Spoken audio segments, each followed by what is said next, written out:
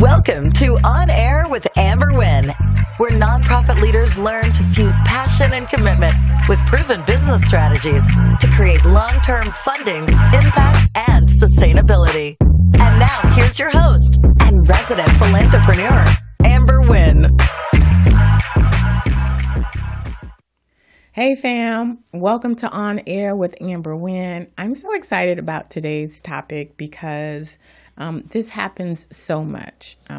Today's topic is don't chase the money. And we're talking about mission creep, right? I think there's so much misinformation out there about nonprofits that people with really great intentions, really great hearts come into the sector with a lot of incorrect information. Come in thinking, oh, all I got to do is start this nonprofit, get some grants, it's going to cover that. Then when they get into it and they're like, wow, I'm coming out of my pocket with all of this money, I need to get some money.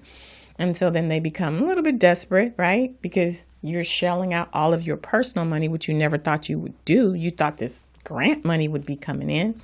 And so then what ends up happening is there's these opportunities out there. Funders will be like, hey, here's $5,000 if you do this. Here's $10,000 if you do this. And you're thinking, I can do that and I need some money. So you end up taking these grants for $5,000, $10,000, not really understanding that you're probably doing more harm to your organization than good. You know what your mama say, all money ain't good money. In those instances, when you're taking those dollars that are not in alignment with your mission, you could be doing more harm than good. So that's what we're going to talk about when we come back after this short break is don't chase the money and mission creep when we come back. Have you been duped by a grant writer promising you the moon and the stars, but after collecting your $2,000, you never win a grant? No, a grant writer can't guarantee you'll get funded, but if you don't know how to vet them, you could walk right into a scam. Check out my guide, The Questions to Ask a Grant Writer Before You Hire Them, to help you determine if a grant writer is a bona fide professional or out to steal your hard-earned money with no intentions of yielding results. This guide explains what to look for in a grant writer, if they're novice or seasoned, if they're a fit for the type of proposal you need written, what questions they should ask you. Leverage my 25 years of grant writing experience, securing over $10 million in grants for clients to help you find a qualified grant writer and reduce your chances of getting scammed. Order your copy today. Welcome back. You're on air with Amber Wynn, and today we're talking about you not chasing the money. This thing called mission creep. Mission creep is when you start doing things that are not aligned with your mission. I'm going to give you an example. During COVID, the government gave nonprofits money to do things like distribute, PPP and, help people get shots and, so organizations who had access to the community were now doing things that really weren't a part of their mission. Now, nonprofits are here to serve the public good. So I'm not really talking about that part. But when a funder comes to you and say, hey, you have access to this community because you're doing tutoring, we wanted to know if we could give you $10,000 to work with parents and getting job skills. Well, that has nothing to do with the population that you serve and what you're doing. But you'll say, oh, yeah, we can do that. Here's where mission creep starts to creep in. That's why they call it mission creep. Because you're saying, well, we're teaching kids, how to get better grades. And eventually that's going to lead to them having job skills. So if we teach their parents how to get job skills, that's $10,000. Let me break it down for you. It's not really $10,000 because your subject matter expertise is youth. You're serving youth. And you may have volunteers from a college, or you may be, providing support for the youth because that's what your their expertise, your staff expertise is in. But when now you're dealing with adults, that's a whole different target audience. So now you have to either hire somebody to work with these adults, bring somebody in, or you're going to have to deliver these programs, but that's not your area of expertise. So if you hire somebody, now that takes resources away from your organization, right? Whereby if a funder says, hey, we want to help you improve your program by giving you $10,000 for, providing tutoring on Saturday instead of during the week. Well, that's not depleting your resources, because you do have people who already know how to work with that population. So that money is going specifically, as opposed to having to hire, right? And then the other thing is, you may have to take a part of that $10,000 to get resources that you don't normally use. So we're talking about helping adults with career paths. So now you may have to get camera equipment so that you can have them practice with the interviewing techniques. They want to look at themselves or whatever. That's additional resources to meet the needs of this specific program. So a lot of times people don't think about it. All they see is the money, and they don't look at how they're moving away from the mission. More importantly, this is where it's really going to cost you. If you're saying that at your core, your mission says that you are going to work with youth, you're going to help increase their academic achievement, that is what a funder is going to look for, right? Because that's your mission. They're not looking at all these other programs that you do, because your mission says that you focus on youth from marginalized communities. So if you're spending half of your year working on this grant because it has deliverables, right? That means you're not spending a lot of time on what it is that you're supposed to be doing with your mission. So when it comes time for you to apply for a grant for the youth, you don't have the impact, because you've been focusing your time on all these other areas because you've been chasing that dollar. It is important that you understand, at the end of the day, every year you want to increase your success rate, your track record. If a funder is seeing that you've been around for 10 years and you can't demonstrate that you are a subject matter expert in the area that you are because you've been doing all of these other things, they're not looking at you like, wow, you're doing all these other things. They're looking at you like, what are you doing? What are you known for? And you're like, well, I had to bring in that money. Remember, there are always more applicants than there is money. So if they stack you up against an organization that's solely doing youth-based stuff, their track record is going to be stronger than yours. You've got some youth, but you've got, adults over here, you've got seniors, you've got veterans, because you've been chasing that money. It is going to damage your reputation. It is going to damage your track record. So mission creep is not only bad for you, because you probably going to have to,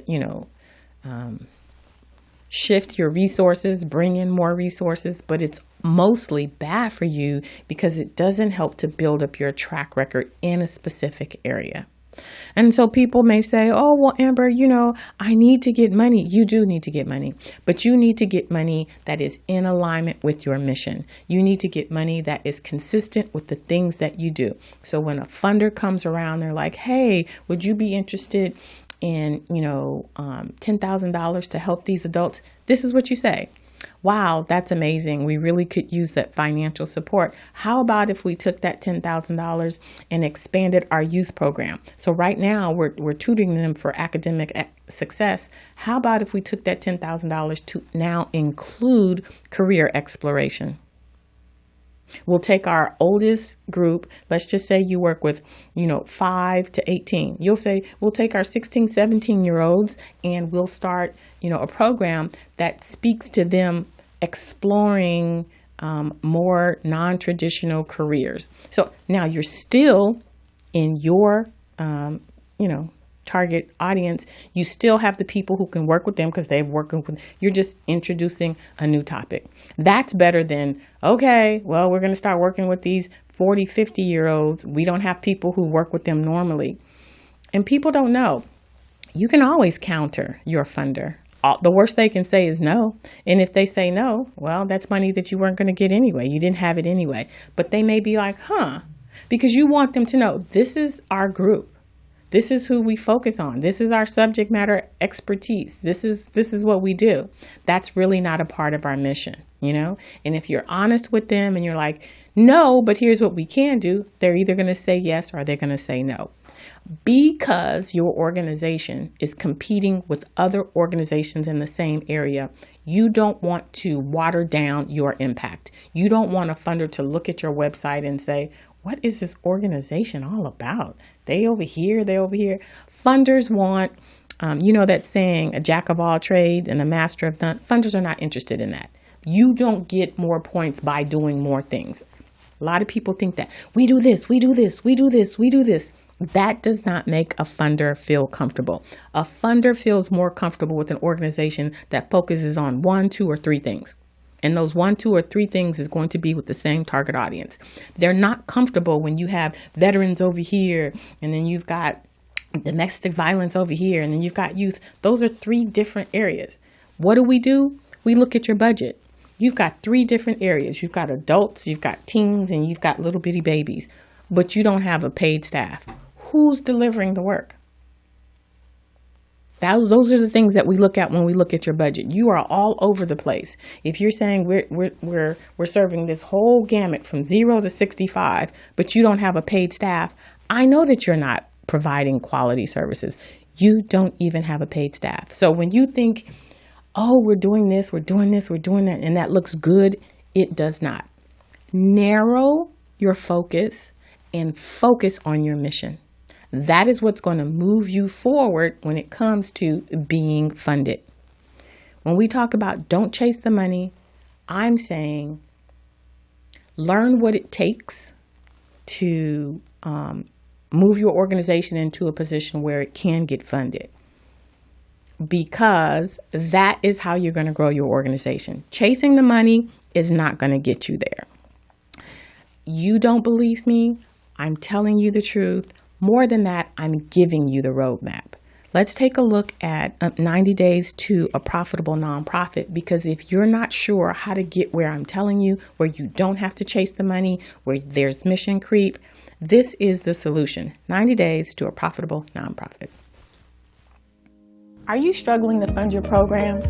Can't get a grant to save your life? Most consultants will share the what of how to start a nonprofit or how to fundraise. They may even share the why, but they don't share the how, because that's where they make their money. Now, I'm not hating, I'm a businesswoman too, but I've been where you are, trying to make the world a better place, struggling to keep the doors open, up to the wee hours of the night, writing grants and doing whatever needed to be done.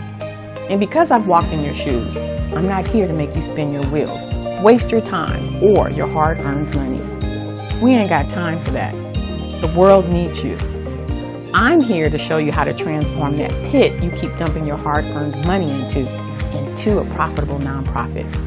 I take my 30 years of nonprofit experience as a founder, executive director, program developer, grant writer, and funder, giving out over $7 million annually in grants, and I save you literally thousands of dollars and hundreds of hours.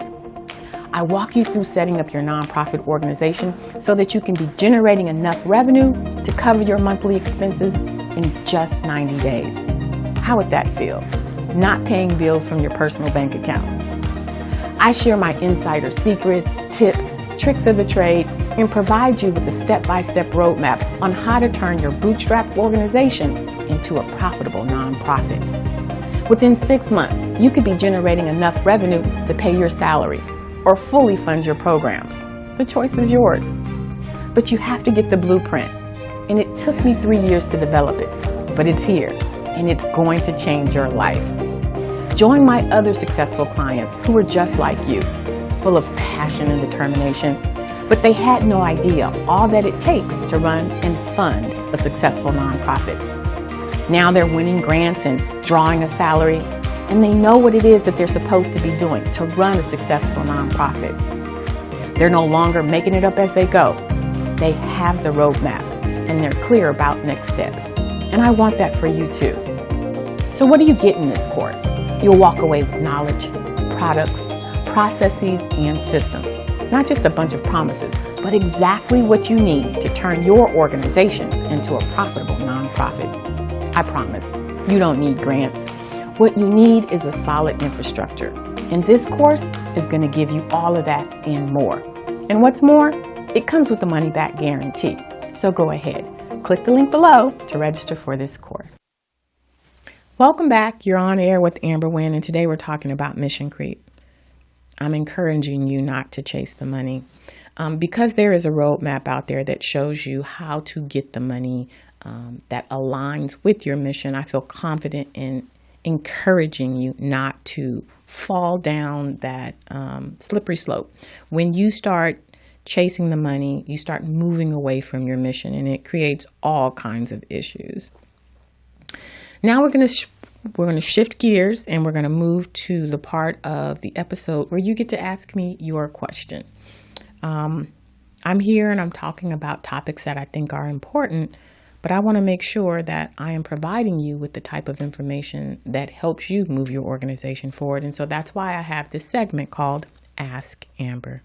In today's Ask Amber, I was sent an email from Cherie.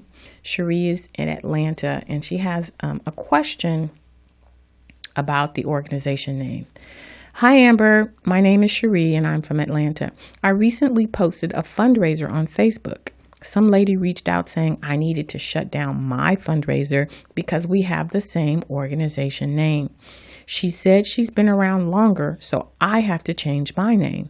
Is this true? Wow. So, Cherie, here's how I'm going to answer this question. One of the first things that you should have done before you incorporated was to check your name availability. There are 3 places you should have checked, right? The first one should be in the U.S. Department of Commerce website. On that website, it would have made sure that that name was not trademarked. So if it was trademarked, it would have come up there. The second place to check for name availability is on the Secretary of State's website in the business search section. And that would have let you know in your state if that name had been chosen. And then third, if you check the availability of your nonprofit domain's name on the Who Is domain lookup, you would have found out if there's another website out there with your name. A lot of you will see that. I'm like, why is your website domain name nowhere close to that of your nonprofit? Well, I had already incorporated and then found out that, that name didn't exist. You want to catch all of that before you incorporate. It's important because, and this is going to answer your question, Cherie, if someone else has the same name and they can sue you, right? Because it impacts their ability to fundraise. So let's just say, this is happening right now with Cars for Kids, right? There's a Cars for Kids in Texas, and there's a Cars for Kids in another state. And the other state is suing Texas because they're saying that they had the name first. And as a result, all of the fundraising that they're doing is being impacted by this other Cars for Kids. So if you guys have the same name, they're doing a fundraiser and they accidentally click on your link and they start donating, that's going to impact them, right? So that's why they have these 3 areas for you to check before you even incorporate, so that you can make sure that your name is not the same or similar, because it can impact another organization's brand, right? There's been instances where a nonprofit, you click on it and something not so great, not so charitable comes up. That impacts your brand. People think, oh my God, is what this organization is about? No, it's not. And it can impact their ability to generate revenue. So the short answer is yes, if they incorporate it first and your fundraisers are out there, it could potentially take away from their ability to generate revenue. So you may very well have to change your name. How do you approach that? I'm going to suggest that you reach out to an attorney that focuses on intellectual property or taxes, and they can let you know. Great question. So those of you thinking about starting a nonprofit, make sure you take a look at those 3 areas, run your name through it to make sure no one else has that. Now we get to shift to the part of the episode that I love the most, and that's where We support the most amazing people in the community doing the work. Shine on nonprofits. We are on the final episode of Magdalena's Daughters. Ashley Hill, the executive director, is sharing more information about the work that she's doing in the community, trying to prevent sex trafficking. Let's take a look. Magdalena's Daughters.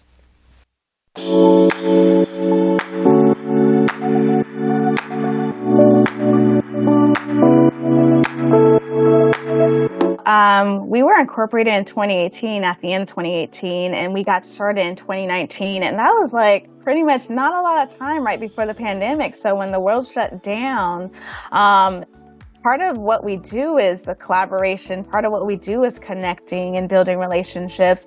And when that happened, when the world shut down, it was so hard to connect with like the community and community organizers and things like that. So that was like one of our barriers and getting over that hump. And because what was happening was like, okay, everyone shut down. So then services were only being provided in group homes and social workers are being overworked. And so they just didn't have a lot of time, right? A lot of time to like meet with like community providers such as Magdalena's Daughters.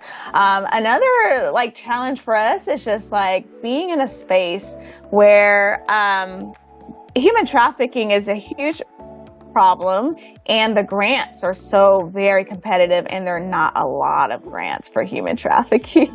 So imagine this, small uprising organization really trying to make impact and change in the community and then not being able to have access to a lot of the resources that we need to actually get started.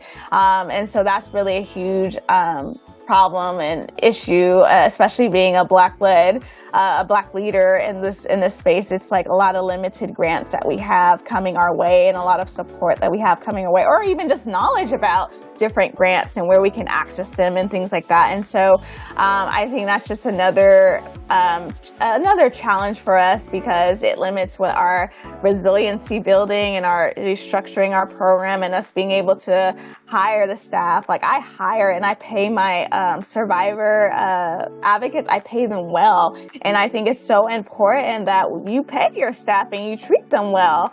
And so for them to be able to share their story, to be able to impact kids who, could build that, similarities or familiarities with them. That is so important. Having a survivor-led aspect to any program, especially when it's human trafficking, is very important as well. And so just like the funding and the limitations that, comes along with limiting funding, those are some of the huge barriers that our organization faces.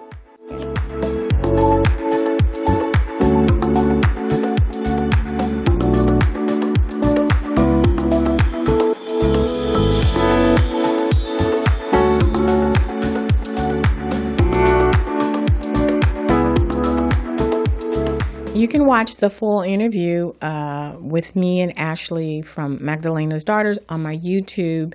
And if you'd like to be featured on my spotlight, I'd love to feature you.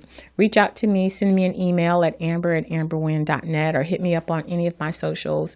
My goal is to get you as much visibility as possible, not only so the funders can see you, but for the people in your community can know that this resource is out there.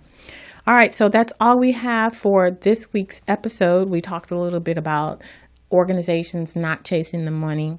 There's a tendency for, you want to be able, like Ashley said, to secure revenue so you can pay your staff and so that you can keep the organizations going. There is a roadmap for you on how to do that. You don't have to step outside your mission and do things that's going to potentially damage your reputation as a subject matter expert. So check out the resources on my website. Check out the 90 Days to a Profitable Nonprofit that can guide you through how to generate not just grants. Every nonprofit should have 10 streams of revenue. And if you're not sure what those potential streams of revenue are, how to position your organization to qualify for them, to generate all of these different resources, get the knowledge that you need to powerfully position your organization for success. That's what I'm here for. I have the resources. I have the roadmap, and I am happy to share them with you. If you've heard anything in this episode that you think might be helpful to someone in our community, please forward the link, forward the episode. Make sure you share, subscribe, and be sure to join me again next week where I'm sharing with you more information on, how to strengthen your organization. Thank you for spending a half hour with me, and I hope to see you next week. Take care. Thanks for listening. If you enjoyed this episode, subscribe and leave a review on iTunes. Head over to www.amberwynn.net/podcast for the links and resources mentioned in today's podcast. See you next time.